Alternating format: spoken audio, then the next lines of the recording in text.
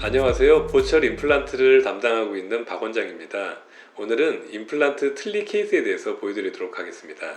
위쪽에 임플란트를 4개 심고 아래쪽에 2개를 심고 오버덴처를 만들어 드렸던 임플란트 틀니 케이스였는데, 최근에 검진받으러 오셔서 체크하고 예전에 찍었던 엑스레이들을 검토하면서 설명드리도록 하겠습니다.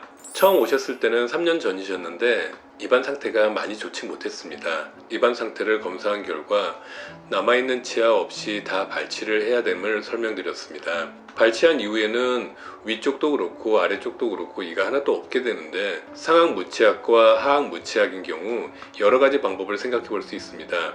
가장 좋은 것은 빠진 치아에 임플란트를 다 심어서 고정성 보철물을 해드리는 것이 가장 좋습니다. 환자분의 경제적 사정이 다 심기에는 어렵다고 판단될 때는 틀니를 만들어 드리는 방법이 있습니다. 하지만 일반적인 틀니로 하는 경우에는 상악 틀니와 하악 틀니를 만들었을 때 상악은 그래도 어느 정도 유지력을 드릴 수도 있지만 하악 같은 경우에는 많이 움직이는 것이 많습니다.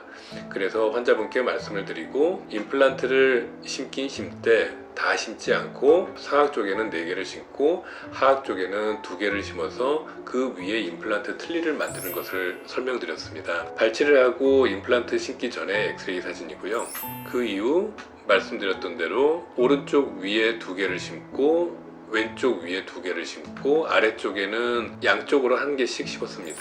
그리고 나서 임플란트가 기존 뼈와 충분히 융합될 수 있도록 기다린 이후 2차 수술을 하고 위쪽에 로케이터 어버트먼트라는 그런 부속품을 임플란트에 결합시킨 상태입니다. 위쪽에 4개, 아래쪽에 2개 어버트먼트가 보이죠. 로케이터 어버트먼트란 마치 똑딱이 단추처럼 구강 내에 로케이터 어버트먼트가 연결되고 임플란트 틀니 안에 메탈 하우징이라는 부속품이 장착이 되고 메탈 하우징 안에 로케이터 메일 파트라는 그런 장치들이 연결이 됩니다. 그래서 마치 똑딱이 단추처럼 틀니가 그냥 잇몸 위에 얹어지는 것이 아니고 로케이터 어버트먼트에 의해서 고정이 될 수가 있습니다. 조금 전에 설명드렸던 대로 로케이터 어버트먼트를 구강 내에 장착하고 엑스레이를 찍었을 때 임플란트 위쪽으로 조금씩 로케이터 어버트먼트가 올라온 것을 볼 수 있습니다.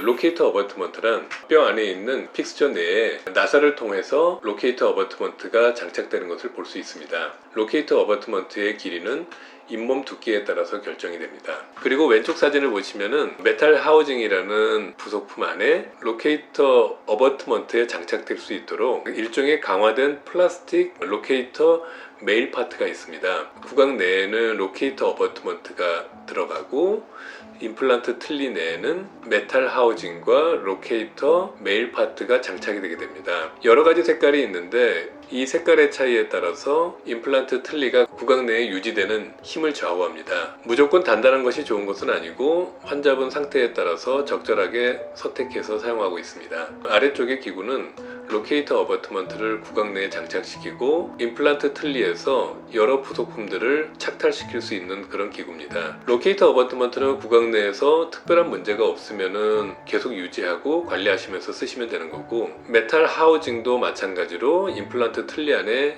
유지되어서 탈락되는 것이 없으면 계속 쓰시면 됩니다.